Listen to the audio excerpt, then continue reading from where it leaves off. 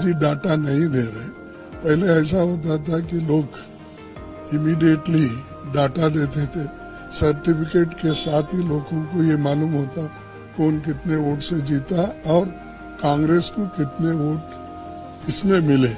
मतदान डेटा जारी करने में देरी क्यों? मल्लिकार्जुन खड़गे ने इंडिया गठबंधन के नेताओं को लिखा पत्र। नमस्कार, मैं हूं रचना सिंहवाल। तीसरे चरण के मतदान तक आते आते चुनाव आयोग को लेकर लोगों की हताशा भी बढ़ने लगी है। कांग्रेस अध्यक्ष खड़गे ने गठबंधन के नेताओं को चुनाव आयोग के बारे में पत्र लिखा है। इस पत्र में चुनाव आयोग द्वारा जारी किए गए मतदान के आंकड़ों पर सवाल उठाए हैं और कथित धांधली का आरोप भी लगाया है। पत्र में खड़गे ने विपक्षी गठबंधन के नेताओं से अपील की कि वे ऐसी धांधलियों के खिलाफ आवाज उठाएं।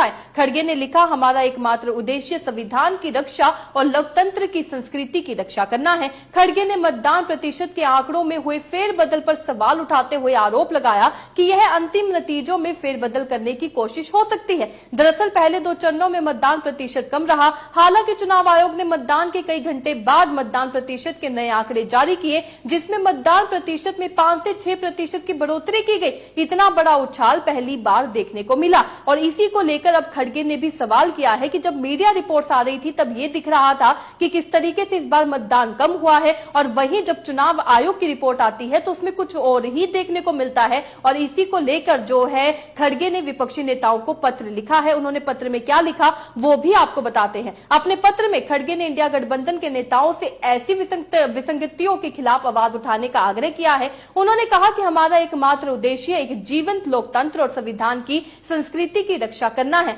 आइए हम भारत के चुनाव आयोग की स्वतंत्रता सुनिश्चित करें और इसे जवाबदेह बनाएं। भारतीय राष्ट्रीय विकासात्मक समावेशी गठबंधन के रूप में लोकतंत्र की रक्षा करना और ईसीआई की स्वतंत्र कार्य प्रणाली की रक्षा करना हमारा सामूहिक प्रयास होना चाहिए। इन सभी के बीच सवाल है कि आखिर अंतिम मतदाता मतदान के आंकड़े जारी करने में इतनी देरी क्यों हुई? यहाँ पर उसका सवाल किया जा रहा है, यहाँ पर ईसीआई से सवाल किया जा रहा है कि आखिर किस तरीके से इलेक्शन कमीशन को इतना टाइम क्यों लगा एक डाटा जारी करने में कि मतदान कितने लोगों ने किया, इस बार वोटिंग कितनी हुई। इसी को लेकर खड़गे ने सवाल किया है। आपको बता दें कई विपक्षी दलों ने भी चुनाव आयोग द्वारा मतदान डेटा जारी करने पर सवाल उठाए हैं। भाजपा पर भी खड़गे ने कई गंभीर आरोप लगाए हैं। खड़गे ने आगे कहा कि हम सभी जानते हैं कि प्रधानमंत्री नरेंद्र मोदी और भाजपा पहले 2 चरणों में मतदान के रुझान और उनकी घटती चुनावी किस्मत से कैसे घबराए और निराश है। जिस तरीके से पता चल रहा था कि इस बार चुनाव में वोटिंग बहुत कम हुई है और कहीं ना कहीं ये भी देखने को मिल रहा था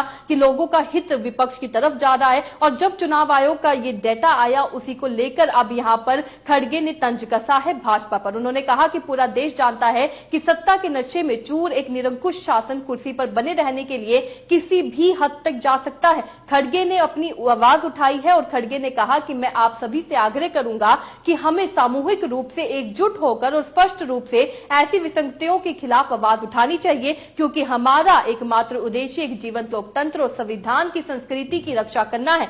खड़गे ने एक्स पर, जिसे पहले ट्विटर कहते थे, उस पर अपना पत्र साझा करते हुए कहा कि भारतीय चुनाव आयोग द्वारा जारी मतदान आंकड़ों में विसंगतियों और पंजीकृत मतदाताओं के आंकड़े प्रकाशित न किए जाने के संबंध में भारतीय दलों के नेताओं को पत्र लिखा है। बता दें कि संसदीय चुनाव के तीसरे चरण में मंगलवार को 11 राज्यों और केंद्र शासित प्रदेशों के 93 निर्वाचन क्षेत्रों में भी मतदान हुआ है। अब देखना होगा कि इसकी रिपोर्ट में चुनाव आयोग क्या कहता है। आप देख सकते हैं किस तरीके से खड़गे सवाल उठाते हुए नजर आए। उन्होंने इंडिया गठबंधन के तमाम नेताओं को एक पत्र लिखा है और साथ ही में उनसे कहा है कि इस चीज को लेकर सवाल उठाना उनकी जिम्मेवारी बनती है, क्योंकि बार बार इंडिया गठबंधन के जितने भी नेता हैं वो ये कहते हैं कि ये गठबंधन लोकतंत्र को बचाने के लिए बना है। इस खबर से आप क्या समझते हैं? अपने राय कमेंट में लिखकर जरूर बताइएगा। इसी तरीके से देश और दुनिया से जुड़ी हर छोटी सी बड़ी अपडेट के लिए FBN यानी फ्रंटलाइन ब्रेकिंग न्यूज के साथ बने रहिएगा। धन्यवाद।